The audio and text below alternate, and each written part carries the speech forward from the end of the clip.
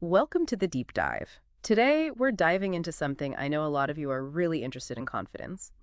You've shared an excerpt from Russ Harris's book, The Confidence Gap, and we're going to go beyond just summarizing it. We're on a mission here to extract real, actionable insights that you can use to deal with things like fear and self-doubt. It's great that you're looking for more than just like a surface level understanding. The confidence gap really digs deep into these like misconceptions surrounding confidence and offers some really practical strategies for cultivating genuine, unshakable confidence. Yeah, I love that. And Harris actually starts off by just totally debunking some really common myths about confidence, like things we probably heard our whole lives and just taken as fact. Yeah, it's crazy how deeply ingrained these myths are in our culture.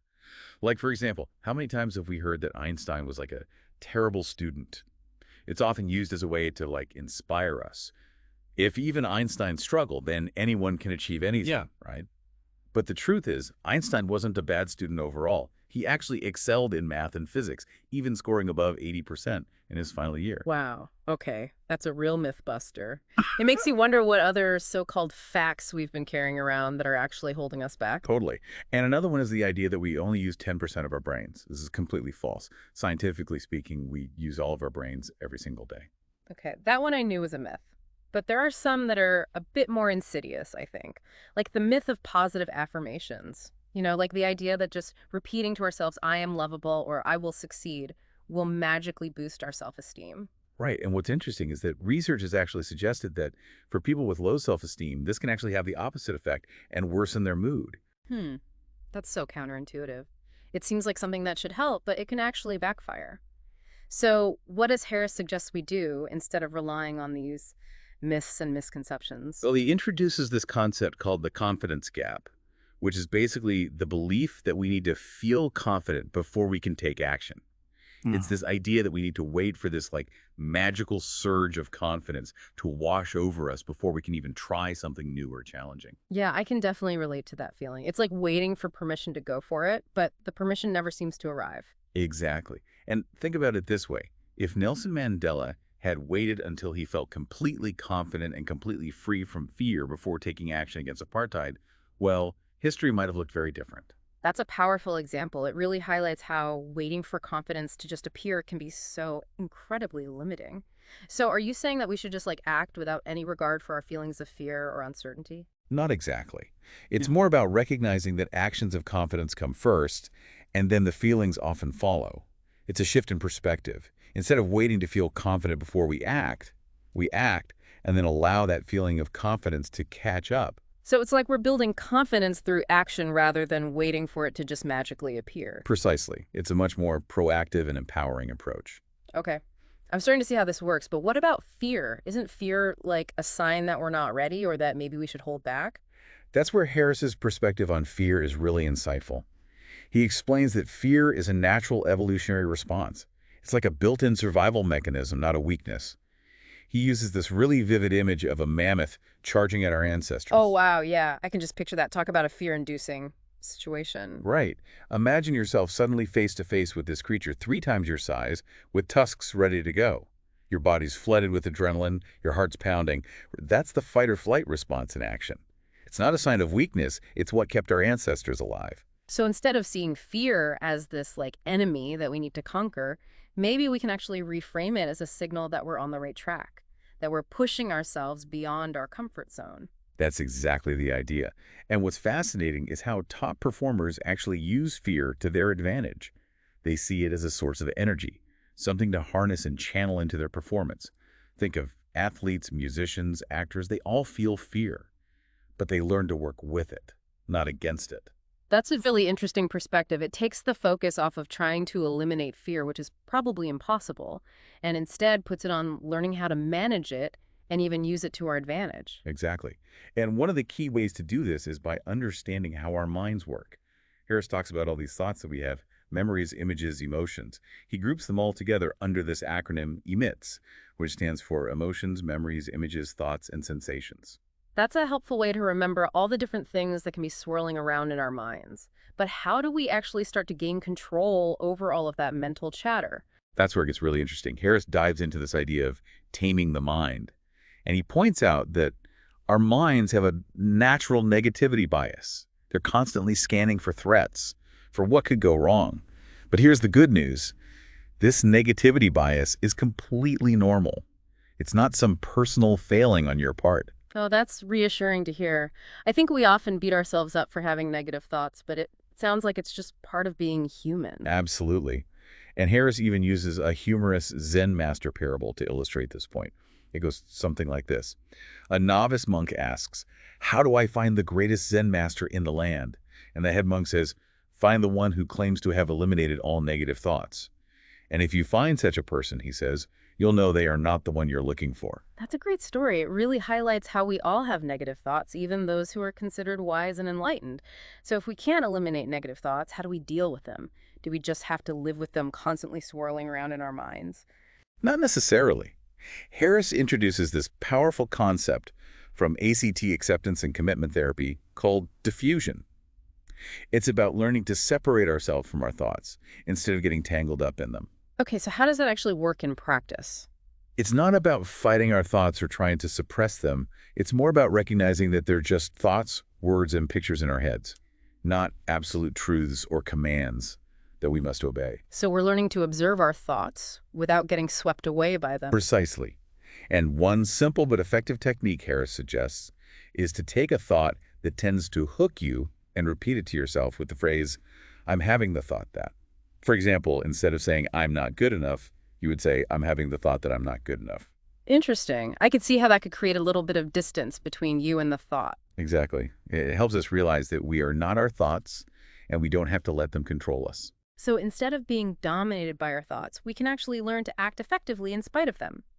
This is starting to make a lot of sense. It's like we're reclaiming our power by learning to relate to our thoughts in a new way. Exactly. And this shift in perspective leads us to another important concept: self-acceptance over self-esteem. Okay, I'm intrigued. What's the difference between self-acceptance and self-esteem? So self-esteem is often based on external factors like our achievements, success, or how others perceive us. It's conditional, meaning it can fluctuate a lot depending on our circumstances. Self-acceptance, on the other hand, is about recognizing our inherent worth regardless of our accomplishments or perceived flaws. It's unconditional, and it allows us to be much kinder to ourselves even when we make mistakes. I like that. It sounds like a much more stable and sustainable foundation for confidence. It really is. And Harris makes a strong case for self-acceptance, using a great quote from Michael Jordan as a key example. He said, "I've failed over and over and over again in my life, and that is why I succeed." Oh, that's such a powerful quote. It really flips the script on how we typically view failure. Exactly. And it highlights how self-acceptance isn't about ignoring our mistakes or pretending they don't matter. It's about letting go of that harsh self-judgment while still taking responsibility for our actions. It's about recognizing that we are all perfectly imperfect humans, capable of both great things and, well, not so great things. And that's okay. We don't need to beat ourselves up for our imperfections. We can learn from them, grow from them, and move forward. This is so empowering. It's like a permission slip to be human, to mess up, to learn, to grow without that constant pressure of needing to be perfect. So we're seeing a real shift in perspective here. Confidence isn't about eliminating fear or achieving some state of perfect self-belief. It's about taking action despite the fear, the self-doubt, the negative thoughts. It's about learning to relate to those things differently, to unhook ourselves from them, and to engage fully in the present moment. That's a fantastic summary of what we've covered so far. We've debunked those common myths, we explored the concept of the confidence gap, looked at fear from an evolutionary perspective, and delved into the power of taming the mind through techniques like diffusion and self-acceptance. And now I think it's time to bring it all back to you and your life. Absolutely. Let's get specific. What are some of the situations in your life where you feel this lack of confidence most acutely? Like those moments when the "I can't do it" story starts playing on repeat in your head. And once you identified those situations, what would it look like to start applying these principles of action, diffusion, and self-acceptance in those moments? We'll explore those questions and more when we come back after a short break. So before the break, we were talking about those moments when that "I can't do it" story starts playing in your head. Let's delve a little deeper into that narrative because it's like a common thread that runs through so many of our struggles with confidence. It's that voice that whispers or sometimes shouts reasons why we shouldn't even try. Yeah, it's like our mind becomes this master excuse maker, coming up with a whole laundry list of obstacles and self-judgments and comparisons and just like predictions of doom. Exactly. And often those thoughts, those reasons, they often have a grain of truth to them. We might genuinely be busy or tired or facing a really difficult challenge. Yeah. But the real question is, are those thoughts helpful? Do they actually move us closer to the life we want? Right. So it's not about like denying the reality of our circumstances. It's more about recognizing when our thoughts are holding us back instead of moving us forward. Exactly. Harris introduces this concept of workability. It's basically asking ourselves, if I let this thought guide my actions, will it help me create the life I want? Okay, I think I'm getting that. So let's say my mind is telling me I can't start that new project because I'm too busy. Is that a workable thought? Well, that depends. If you acknowledge your busyness and then you start brainstorming ways to make time for the project, maybe delegating some tasks or adjusting your schedule or setting smaller, more manageable goals, then the thought actually becomes a springboard for action. It's workable because it's leading to positive change. I see. But if I just dwell on how busy I am and how overwhelmed I feel without taking any steps to actually change things? Then it becomes an excuse, a reason to stay stuck. That's an example of an unworkable thought. Got it. So once we've identified those unworkable thoughts, how do we actually start untangling ourselves from them? It seems like they can be pretty sticky. Well, Harris offers a whole range of diffusion techniques in the book, and we've already touched on a few of them. Remember that I'm having the thought that exercise. It's so simple, but it's such a powerful way to create some distance between us and our thoughts. Right. That one really resonated with me. It's amazing how much of a difference just that small shift in language can make. Totally. Yeah. He also suggests like singing your thoughts, taking that thought that's bothering you and singing it to a familiar tune like Happy Birthday or something. Okay, I have to admit, that one does sound a little out there. I know, right? Yeah. But it works because when we change the context of a thought, when we make it ridiculous or playful, it loses some of its power over us. We can literally laugh at the thoughts that were causing us so much distress just moments before. That's brilliant. I'm definitely going to try that one. Are there any other techniques that use that kind of playful approach? Definitely. There's the computer screen technique where you imagine your thought as text appearing on a computer screen, and you can change the font, the color, the size, anything to make it less intimidating. You can even make it like dance across the screen or disappear with a click of the mouse. Oh, I love that. It's like we're taking back control of our mental space. It's no longer this like overwhelming force. It's something we can manipulate and play with. Exactly. And one of my personal favorites is thanking your mind. So no matter how negative or scary the thought is, you simply reply with a sense of humor. Thanks, mind. Yeah. It's almost like you're acknowledging the thought without getting sucked into it. Yeah. It's like saying, I hear you, mind, but I'm not going to let you run the show. Precisely. And Harris emphasizes that these techniques aren't about getting rid of negative thoughts altogether. They're about changing our relationship to those thoughts, recognizing them as mental events rather than undeniable truth. Right. So it's okay for those thoughts to still pop up. We just don't have to let them dictate our actions or like define our reality. You got it. It's like having a radio playing in the background. You can hear the music, the news, the commercials, but you don't have to get up and dance to every song or believe everything the announcer says. Speaking of radio, I remember Harris using this analogy of a radio station to describe a certain pattern of negative thinking, something about triple F. Yes. He calls it Radio Triple F, fear, flaws, and failure. It's that station that just seems to play on repeat in our minds, broadcasting a steady stream of negativity. We hear messages about all the things we're afraid of, our perceived flaws, and our past failures, and it can be so discouraging if we let it play unchecked. It's so true. Sometimes it feels like that station is on autopilot, just playing the same negative soundtrack over and over again. But you're saying we actually have the power to change the channel. Absolutely. We can choose to tune into something more helpful, more supportive, more uplifting.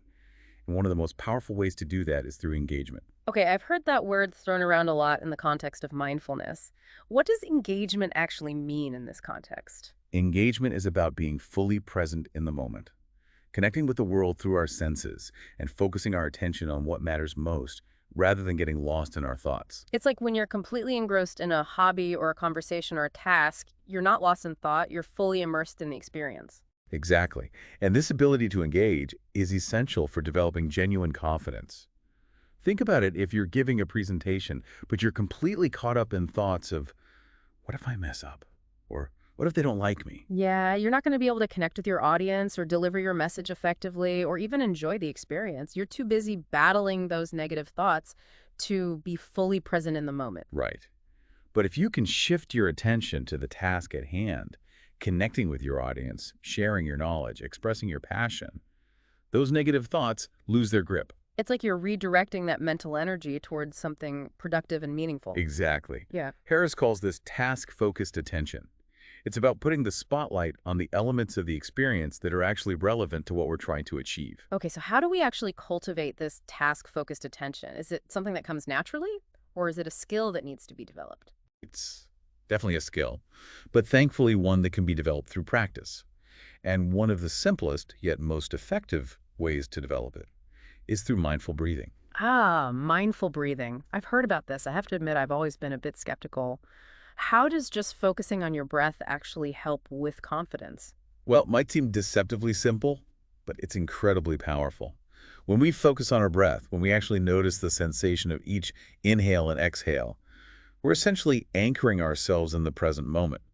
We're training our attention to stay present instead of getting swept away by thoughts. So instead of like fighting those thoughts or trying to push them away, we're just shifting our focus to something more grounding and immediate. Exactly. And the more we practice this, the better we become at catching ourselves when our mind starts to wander. It's like building a muscle. The more we use it, the stronger it gets. Yeah. And eventually we can bring this mindful awareness to any activity. I'm starting to see how this all ties together. It's not just about positive thinking or forcing ourselves to feel confident. It's about understanding how our minds work and developing these practical skills to manage our thoughts, emotions, and attention. Exactly. And Harris suggests some really cool exercises for engaging with our senses to help strengthen that ability to stay present.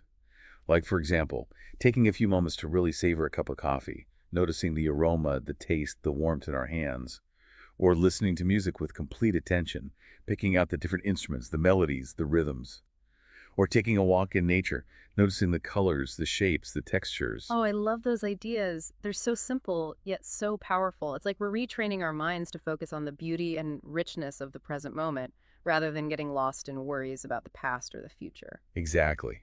These exercises help us break free from autopilot and really appreciate the richness of our experiences. And that, in turn, helps us cultivate a sense of presence and engagement that can translate to greater confidence in any situation. So we're not just learning how to manage our thoughts, we're also learning how to more fully experience the world around us. It's like we're opening ourselves up to a whole new level of awareness and appreciation. You got it. And this brings us to another incredibly important aspect of confidence, self-acceptance. Yeah. We touched on this earlier, but I'd love to explore it further. It's about embracing those imperfections, our mistakes, our failures as part of the human experience. Right. And it's such a crucial antidote to that whole self-esteem trap. So often we tie our sense of worth to our achievements, our successes, our outward appearance. But what happens when we inevitably face setbacks and challenges and failures? Our self-esteem plummets and we start doubting our abilities. Exactly. And that can be so debilitating. Self-acceptance, on the other hand, is about recognizing that our worth is inherent. It's not dependent on our accomplishments or our perceived flaws. It's about treating ourselves with kindness and compassion, even when we mess up. Yeah, that sounds so much healthier and more sustainable than constantly chasing self-esteem. It really is. And Harris shares this really powerful story in the book about a client named Michael who was struggling with such intense self-judgment after his business went bankrupt. He was blaming himself and calling himself a loser and just feeling completely hopeless. Oh, that's heartbreaking. It's like he was trapped in this cycle of self-criticism and despair.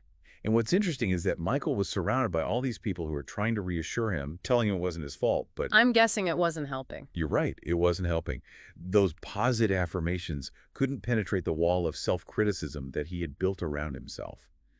So Harris worked with Michael on developing self-acceptance, not by trying to convince him that he wasn't a loser, but by helping him detach from those self-judgments to see them as thoughts rather than facts. So he used those diffusion techniques we were talking about earlier. Exactly.